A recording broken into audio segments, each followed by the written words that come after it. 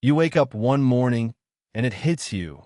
Once full of life, this house is completely silent. No coffee brewing. No footsteps on the stairs. Just stillness. It used to feel cozy. Now it feels hollow. Maybe you used to make breakfast for everyone, or maybe you were the one everyone needed. But today, you sit there, holding your mug, wondering where the noise went. And then, quietly, a new thought rises. Maybe this silence is not the end. Maybe it's the beginning of something I haven't discovered yet. Mark Thompson never planned on starting over at 62. He thought retirement would be relaxing, familiar. But nothing felt familiar anymore. His wife had passed. His kids were grown and living far away. And suddenly, the quiet around him was louder than anything else. He looked around and realized that life hadn't ended. It had shifted. And with that shift came a choice. Stay stuck in the silence or figure out how to live again, one honest step at a time. Mark's days started to feel all the same. He would wake up, pour himself a cup of coffee, sit by the window, and just watch time go by.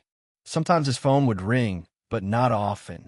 And even when it did, the conversations felt quick, distant, more like check-ins than real talks. Then one day, his neighbor said, "Mark, if something happened to you, who would know?" That question stuck. It played in his head for days. He began to notice things he hadn't before. The way the silence felt heavier, the way loneliness crept in even when the sun was shining. It wasn't just about missing people. It was about not feeling needed, not being seen.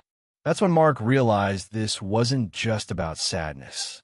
This was about survival. And if he wanted to keep living, he had to do more than just exist. He had to change something, even if it started small.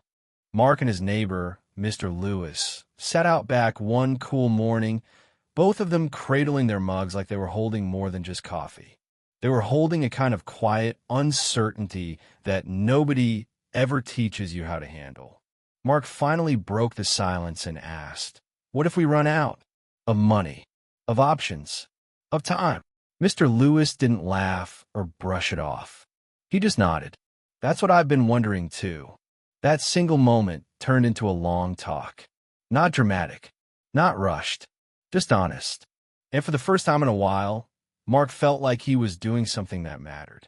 They started small, writing down expenses on napkins, pulling out old envelopes, calling the insurance company. It wasn't glamorous, but it gave Mark something that he had felt lost for a while: control. He learned what he had, what he owed, and what he needed. It turned out he was okay. Maybe not rich, but stable enough. He created a monthly budget that included groceries, medications, and even a little fun money for the community center events. He checked his health coverage and researched long-term care, just in case. And every time he took one of those little steps, the anxiety that used to sit in his chest began to loosen. It wasn't just about the dollars. It was about dignity, about knowing he could handle the basics on his own without having to rely entirely on his kids or wait for something to go wrong. Financial clarity gave him more than peace of mind. It gave him back a little pride. But it wasn't just about himself either. He started talking to other folks at the center. One woman hadn't checked her bank balance in months. Another had no idea what kind of insurance she had. They swapped tips, asked questions, and even held an informal finance and coffee hour once a week. Nobody was trying to be an expert. They were just trying to feel less alone in it all. Mark realized that planning didn't erase his problems, but it sure made them easier to face. He could say yes to dinner invites without worrying about the cost. He could sleep without replaying what if scenarios in his head. And perhaps most importantly, he felt more equipped to handle whatever came next. So if you're sitting there wondering if it's too late to sort your finances, let this be your sign. It's not too late, not even close. Grab a notebook, make a list, ask for help if you need it. You don't have to figure everything out in a day. But taking that first step, that's something you'll never regret. And if it helps, remember this: planning isn't about fear. It's about choosing to stand on your own feet with clarity, courage, and calm. Mark's body started sending him messages long before he realized what they meant. He was waking up stiff, feeling tired even after a full night's sleep, and moving slower than he remembered. At first, he brushed it off as part of getting older. That's just how it is, he'd muttered to himself. But one afternoon, as he struggled to bend down and tie his shoe, something clicked. Maybe he didn't have to feel this way all the time. That night, he brought it up with Mr. Lewis over dinner. "I feel like my joints are made of concrete," Mark said, half joking, half serious. Mr. Lewis nodded, chewing slowly. Then he reached into his coat pocket and handed Mark a folded flyer. Tai Chi in the park, twice a week. Mark squinted at it. "Me? Doing Tai Chi?" Mr. Lewis grinned. "Why not? What else are you doing Tuesday mornings?" So he went, just to see. He stood at the back, feeling awkward. He couldn't follow all the movements, and his balance was off. But nobody laughed. No one even seemed to notice. They were all too focused on their own breath, their own slow, steady motions. After a few sessions, Mark began to feel something shift. He didn't wake up as sore. His steps were a bit more stable. He even noticed he was sleeping better. One morning, he caught himself humming while brushing his teeth, something he hadn't done in years. Inspired, he started adding a short walk around the block to his mornings, then a few stretches before bed. He wasn't running marathons or lifting heavy weights, but that wasn't the goal. He just wanted to feel like his body was his again. And it wasn't just physical. Moving every day gave him structure, a reason to get out of bed, something to look forward to. It gave him rhythm, a beat to mark the passing of time with purpose instead of passivity. Other residents began to notice. "You're looking good, Mark," someone said at the community center. "What's your secret?" He smiled and replied, 10 minutes of moving and one good reason to keep doing it. Mark learned that physical strength and mental strength are more connected than he ever imagined. When his body felt stronger, his thoughts felt lighter. When he moved, his mind followed. So if you're feeling stuck, heavy, or like your days are blending, try moving. Just a little. Stand up and stretch. Walk to the corner and back. Put on some music and sway in your kitchen. You don't have to be graceful. You don't have to be fast. You just have to start. Because of her body, it's not giving up on you. It's waiting for you to come back to it. Movement doesn't have to be perfect to be powerful. It just needs to be yours. Mark didn't realize how long it had been since he'd had a real conversation until he heard his own voice echo back at him in his empty kitchen. No laughter, no back and forth, not even a neighbor waving from across the fence. Just silence. And after a while, that kind of quiet starts to sound like a verdict. One afternoon, he passed by the bulletin board at the community center. A small paper caught his eye. Chess night Thursdays at 6. He hadn't played in years, but something about it pulled him in. So that Thursday, he showed up, nervous, hands in his pockets, ready to leave as soon as it got awkward. But it didn't get awkward. Jan, a woman with silver hair and a loud laugh, looked up from the board and said, "You look like someone who used to win." He smiled, sat down, and lost 3 games in a row. But he stayed. They talked about their favorite openings, old travel stories, and the one time Jan beat her husband with nothing but pawns. That night, Mark felt something he hadn't felt in a long time, connected. He started going every week, not just for the chess, but for the people. There was Barry, who told terrible jokes. Maria, who always brought cookies. Even the quiet ones had their stories, shared over slow games and warm coffee. Pretty soon, it wasn't just Thursdays. There was coffee on Tuesdays, trivia on Fridays. And little by little, Mark's world stopped feeling so small. He learned that social connection doesn't have to be loud or constant. It just has to be real. A nod, a shared laugh, a place where your name is remembered. And the more he opened up, the more others did too. One man admitted he hadn't spoken to anyone face-to-face in weeks before coming to chess night. Another woman said the only reason she got dressed some days was because she knew people were expecting her.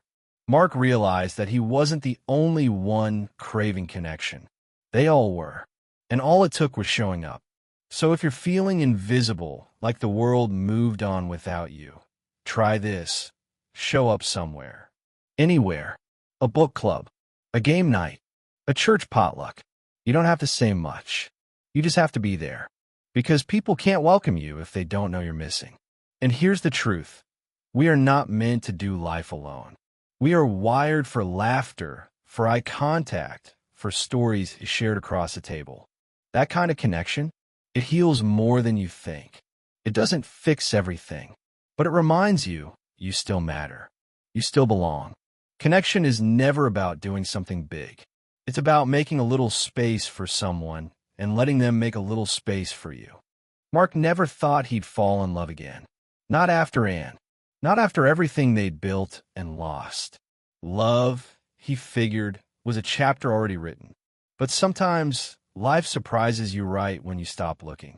It started at a cooking class at the community center. He signed up last minute, mostly out of boredom. He almost didn't go. But there he was, standing next to a woman who was trying and failing to chop an onion without crying. She laughed, wiped her eyes, and said, "These things never get easier." Mark handed her a paper towel and smiled. Neither does life. Her name was Linda. She was warm, with a kind voice and quick wit. They spent the class making something halfway edible, and when it was over, she asked if he'd like to share a cup of coffee. He said yes. That, yes, turned into walks around the neighborhood, Saturday grocery runs, long talks about nothing in particular, and quiet dinners where the silence wasn't heavy. It was comforting. Linda wasn't trying to replace, and Mark wasn't looking to fill a hole. What they found together was something new, a kind of ease, a companionship built on understanding. They both loved and lost. They both knew the value of a warm hand, a kind ear, a steady presence. When Linda started spending more time at his place, it just made sense. They didn't talk about moving in. She just stayed one night, then another, and eventually her toothbrush lived there too. They shared a bed, a kitchen, and a life that felt like it had quietly fallen into place. One morning, Mark got sick. Nothing major, just a bad fever. But Linda didn't blink. She made soup, kept a damp cloth on his forehead, and sat beside him reading the paper out loud. She even called Adam, Mark's son, just to keep him in the loop. When Adam showed up, surprised and slightly unsure, Mark simply said, "She's been taking care of me." And she had, not just through the fever, but through the days that followed, the doubts, the memories, the sudden waves of grief. Linda didn't fix him. She just showed up and stayed. That's what love looks like sometimes when you're older. Not grand gestures, but quiet consistency. Not butterflies, but deep breaths. Not declarations, but actions that whisper, "I'm here." So if you think love has passed you by, think again. It might not come the way it did when you were young. It might come slower, softer, but can still find you. And when it does, let it in. Not because you need rescuing, but because we all deserve to be seen, held, and known. Even, especially, in the later chapters of life. Love does not retire. It shifts. It deepens. And sometimes, it surprises us when we think we've seen it all. When Linda left to be with her son, the house felt different again. Not just empty, but quiet in a way Mark had hoped he would never feel again. He sat at the kitchen table, her favorite mug still by the sink, and let the silence wash over him. It wasn't sadness exactly. It was more like being untethered. He tried to go back to his routine. Walks in the park, chess at the center. But something had shifted. He didn't feel unsafe, but he didn't feel settled either. One night, lying in bed, he asked himself out loud, "What happens if I fall? If I get sick and nobody's here?" That question lingered. A few days later, Mark searched for assisted living options nearby. Just research, he told himself. Just curiosity. But the more he read, the more it started to make sense. A place where people checked in on you, where meals were served hot. Were there others your age who understood what it meant to be in this stage of life? He visited one facility and was surprised. It wasn't cold or sterile. It was warm. There were gardens, card games, and laughter down the hall. A man named Vernon gave him a tour and even invited him to join a domino game right there on the spot. Still, when Mark told Adam and Eva, they hesitated. "Dad, are you sure? You're still so independent." Mark nodded. "That's exactly why I'm doing this now. Before I'm not." They understood. Eventually, moving in wasn't dramatic. He brought his books, his records, and a few pictures. Linda's mug came too, and within the first week, he realized something surprising. He didn't feel like he'd given up anything. If anything, he gained space. Space to rest. Space to feel safe. Space to connect again. He joined a walking group in the mornings, taught a few folks how to play chess in the afternoons. And every evening, someone knocked on his door to say hello. Just knowing someone was there made all the difference. Mark used to think choosing support meant admitting weakness. Now he saw it differently. It was a strength. It was wisdom. It was choosing not to wait until the crisis hit. So if you're sitting there wondering whether it's time to consider more support, don't be afraid. Look around. Visit a place. Ask questions. You're not giving up your freedom. You're creating a new kind of freedom, the kind that lets you breathe easier at night. And maybe, just maybe, even smile more during the day. Support is not a step back. Sometimes it is the most forward step you can take for yourself. The phone rang in the middle of a quiet afternoon. Mark answered casually, expecting a check-in or a wrong number. But it was Adam, and his voice was tight. "Dad, it's Linda. She's been in a car accident. It's serious." Time stopped. The drive to the hospital was a blur. Mark sat in the passenger seat, staring out the window, his heart pounding with every mile. When they arrived, he rushed to the ICU and saw her, still pale, connected to more machines than he could count. Her hand looked so small, so fragile. He took it gently. "Linda, it's me. I'm here." She opened her eyes just enough to find his. Her lips moved. Barely a whisper, but clear. "Mark, live well." And then her hand went limp. Mark didn't cry right away. He couldn't.